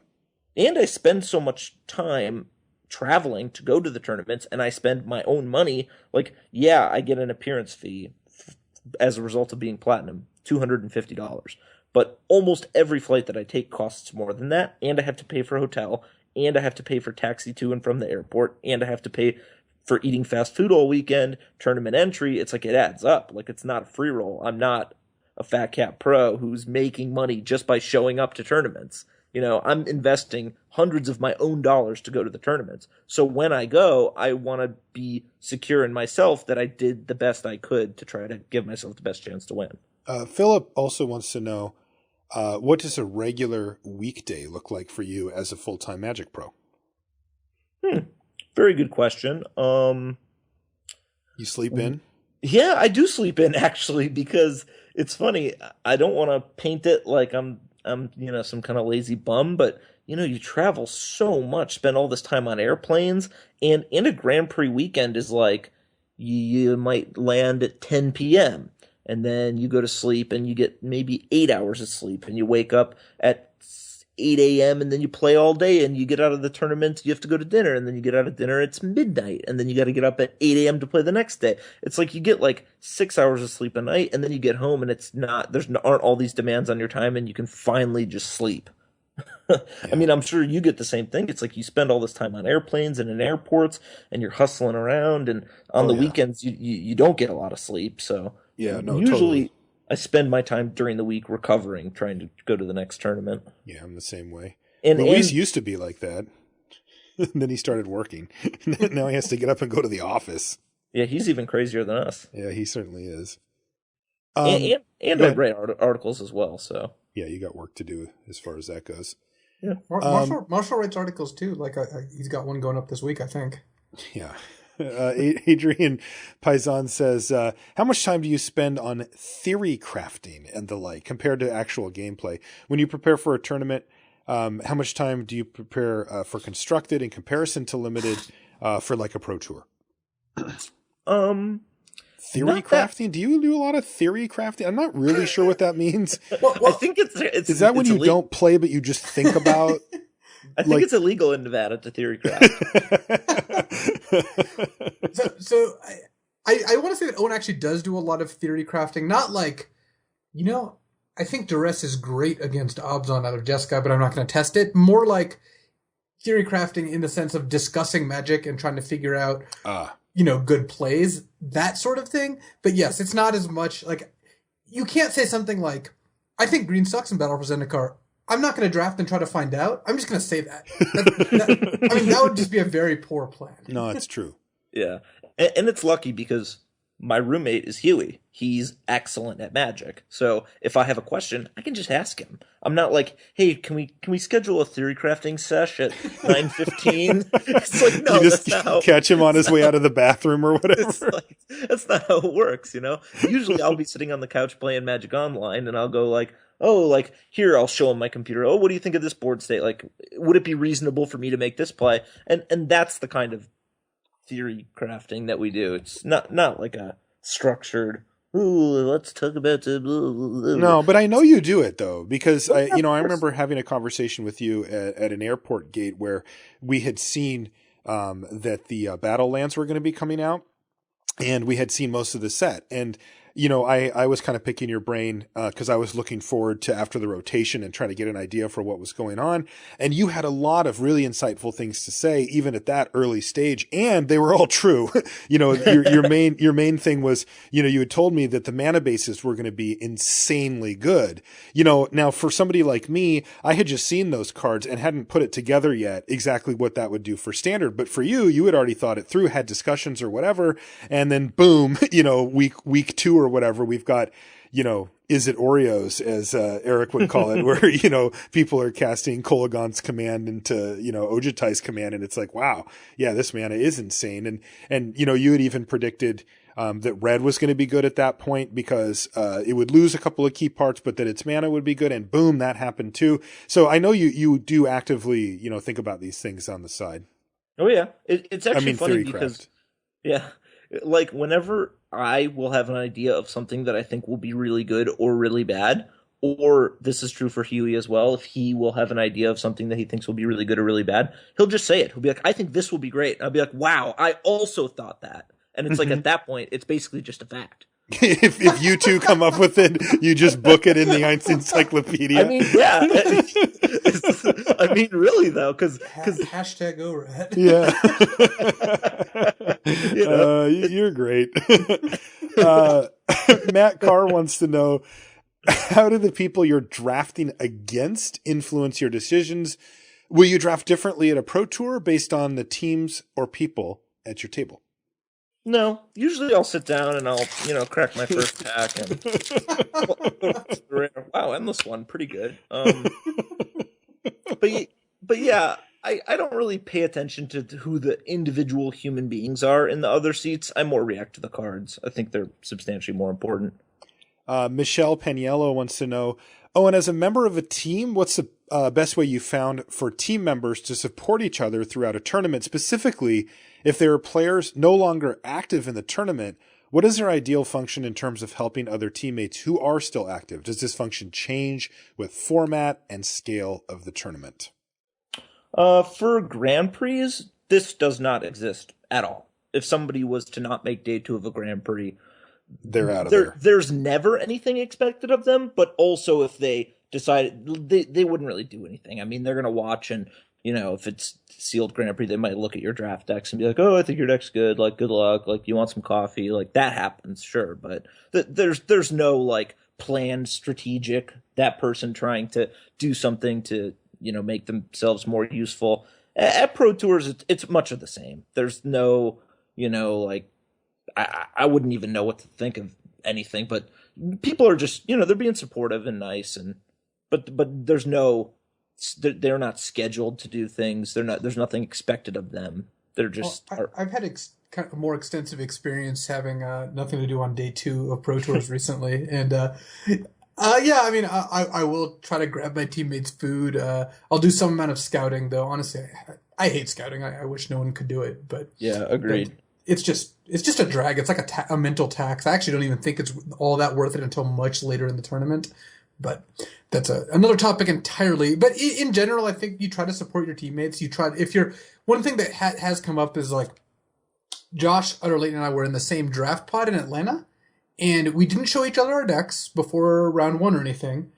We played different people, and then afterwards we would tell the other person, I would tell Josh what my opponent had, and he would do the same, because we are teammates. We would rather win the max number of matches combined in the draft. So you will do like that sort of thing. Yeah, I think that's totally reasonable. So when the opportunities arise, they will, but they're not expected to. Right. When I don't make day 2 at a Grand Prix, or even a Pro Tour, I'm not really going to like go try to find exactly who my team's opponents are and scout them, even though that might have been a way to get equity. I just don't really think that that's worth a ton of time. But if you're just in the draft pod, like we'll talk about what cards we passed and that sort of thing. I mean, the last GP that I was at with you where you didn't make day 2, you were home before day 2 started. Well, that has been my usual, routine is if I don't make day 2 of a Grand Prix, I'll fly home on Sunday morning. But that is, again, neither here nor there. That is Luis's Mogus operandi. His signature move.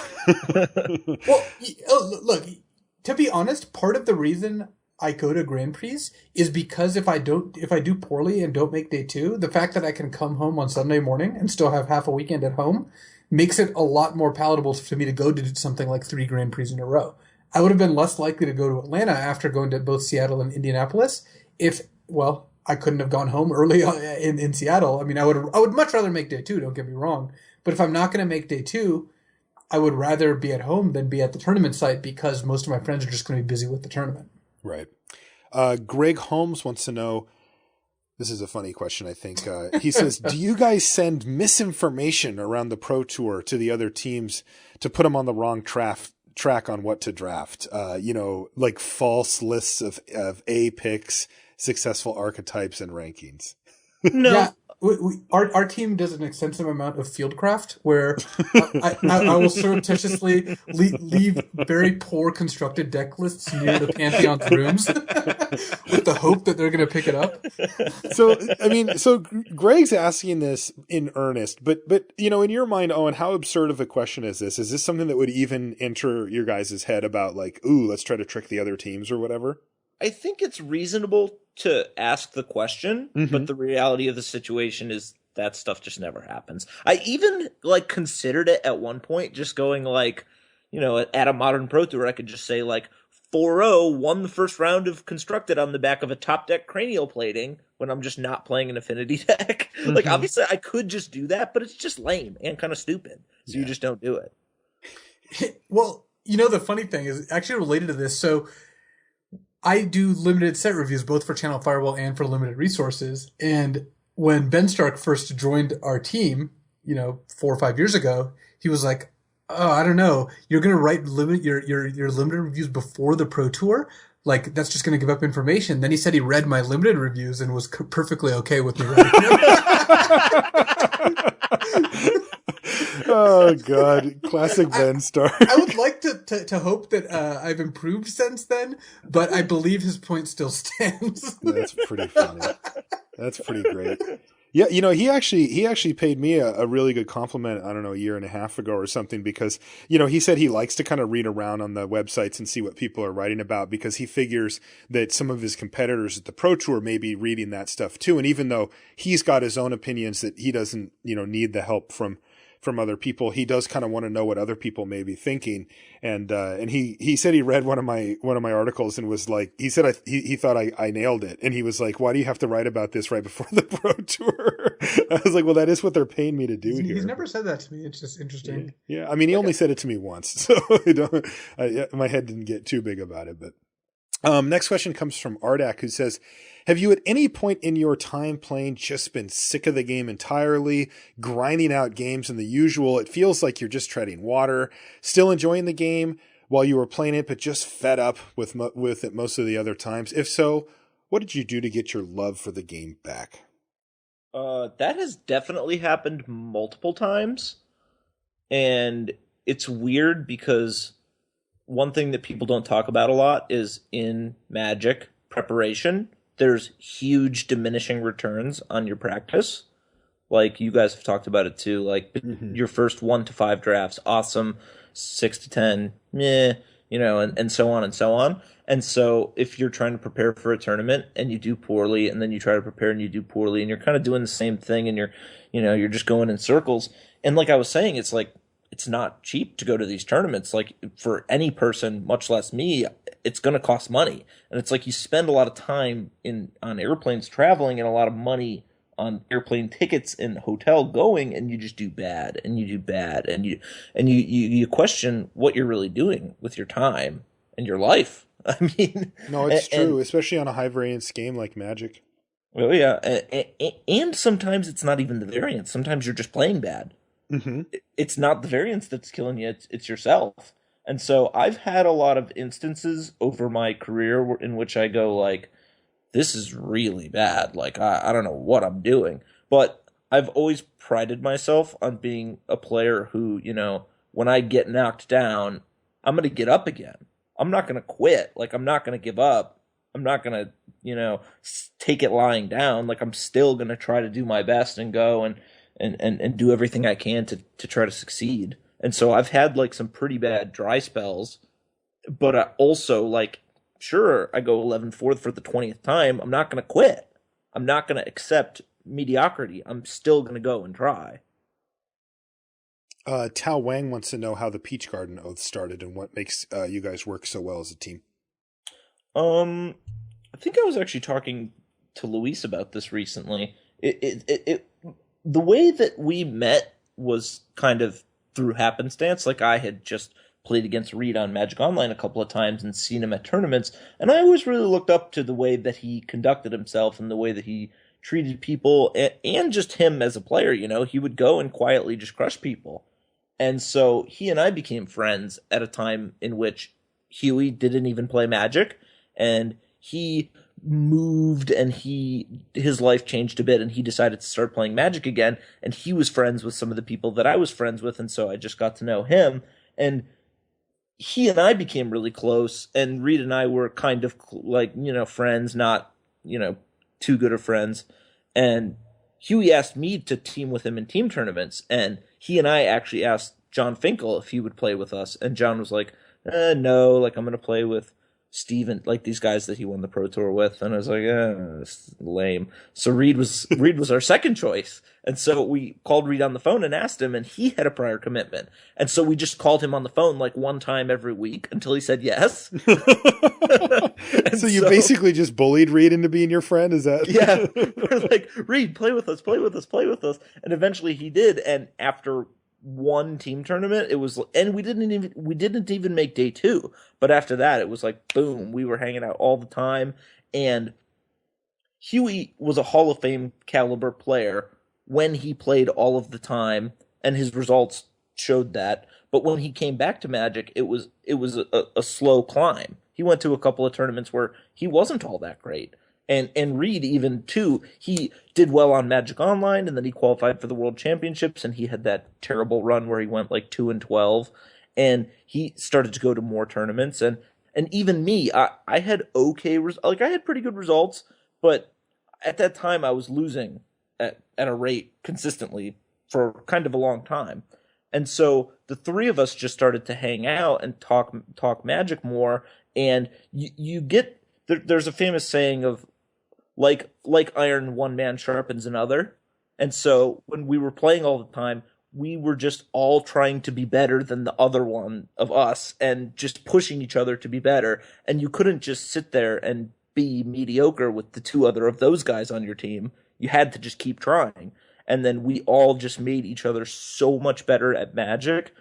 And the amount of time that we spent together, we just became such good friends that now I think they're both world-class Magic players and just incredible human beings. Last question from our listeners. Jason McMullen wants to know, do you ever find it challenging to play against your friends, particularly in the final rounds or in the top 8 of a major tournament? He says, I find it hard to be as precise and merciless in matches against my friends as I try to be against randoms, especially when I'm way ahead in the game. So, we just mentioned the Peach Garden Oath, but your circle of friends in Magic is much wider than just Huey and Reed. I'm sure you find yourself bumping into teammates and friends, often in the later stretches of a tournament. Do you find it hard to play your best against them? No. I think that's because anyone who is my friend knows enough about me to know that when I'm playing in a Magic tournament, I'm just trying to win, And if anything, when I get paired against someone who I know, I want to beat them even more, because just like anybody, I get a sense of satisfaction. I feel good if I beat somebody who I have respect for. If I can beat someone who I think is really good, then it makes me think that I'm really good. Mm-hmm. And so whenever I play against someone who's good, and a lot of my friends are really good, I want to beat them. I want to prove something by beating them. And so also it's pretty generally accepted among my group of friends that playing in a tournament means that you're just going to be ruthless. And by ruthless, I mean like you're going to put on your game face and you're going to try to win. And they know that already when they sit down across from you. They're doing it as well. They're trying to beat me, and so I'm trying to beat them. And it's like, at that point, we're not friends, we're competitors. And then you can go back to being friends after the match is over, no matter what the result is. Easily. Yeah. Easily.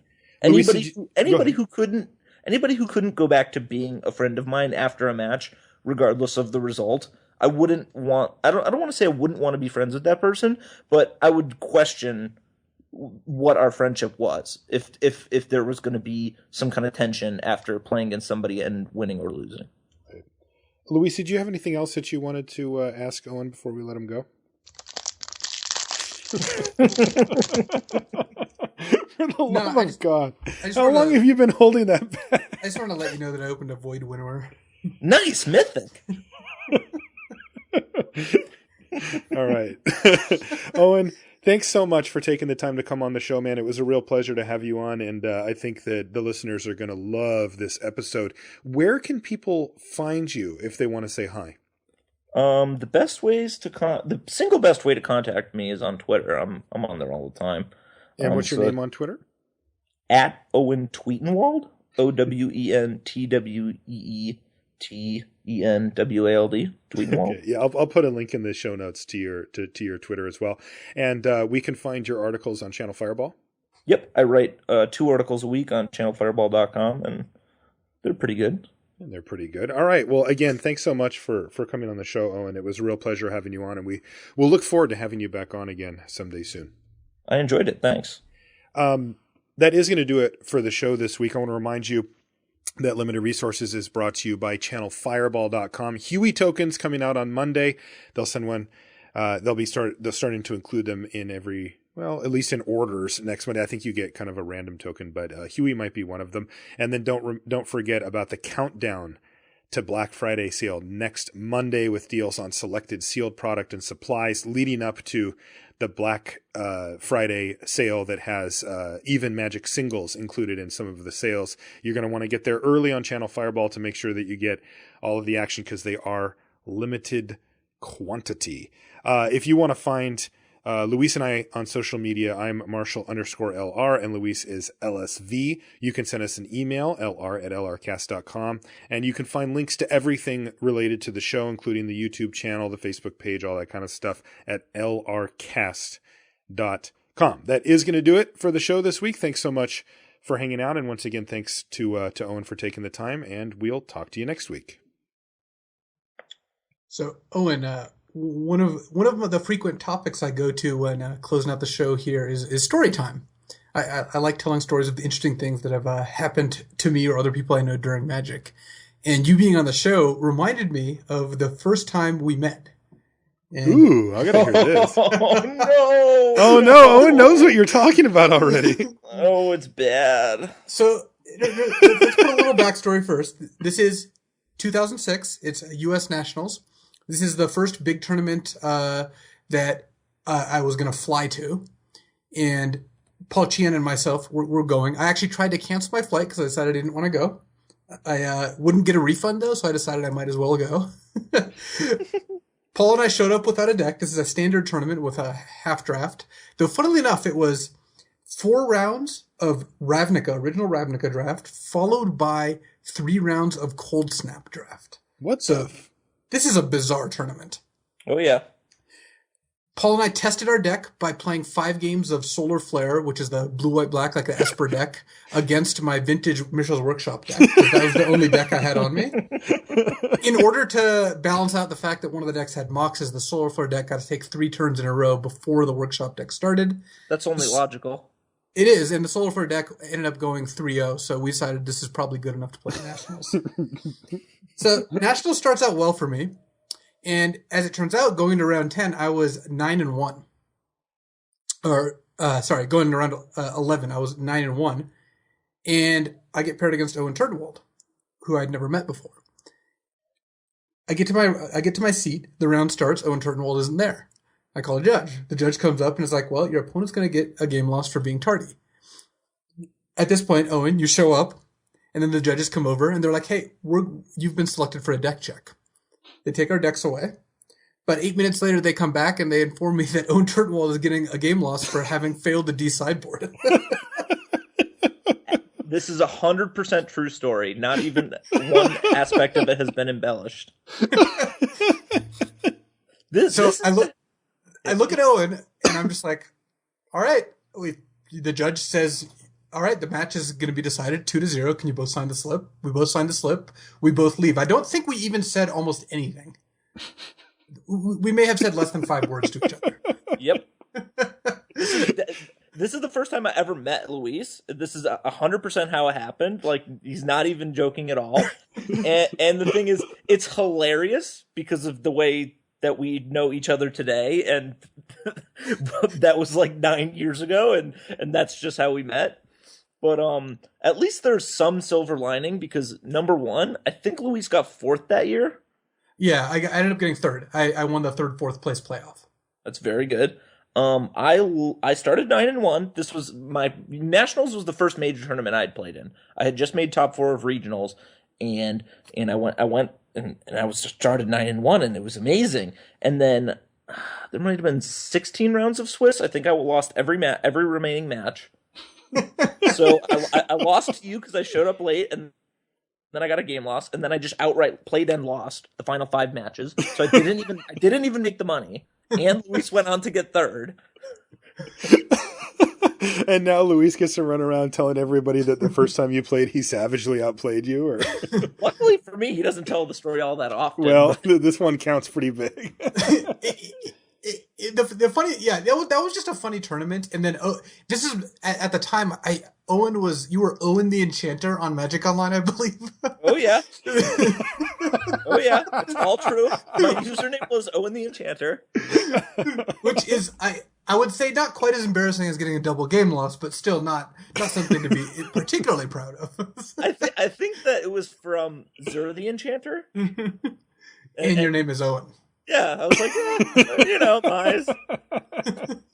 This is actually a good story because that experience of losing that match in a high pressure situation felt so bad. I felt so bad after that happened that I was like, I'm never going to do that again. Never will I do that again. And since then, I have yet to receive a penalty for showing up late or for misregistering my deck. And so I'm extra vigilant looking at the time on the clock and extra vigilant when filling out my deck sheet. And so I've gotten paired against lots of people who have gotten game losses for failure to D-sideboard or misregistering their deck or showing up late. And it's like, for me, that was a learning experience. So you could almost say that I did you a favor. Honestly, it had to happen sometime. So I'd rather it happen against you than... I would also rather happen against me. All right. So we're in agreement. And that was how I met the ORAD.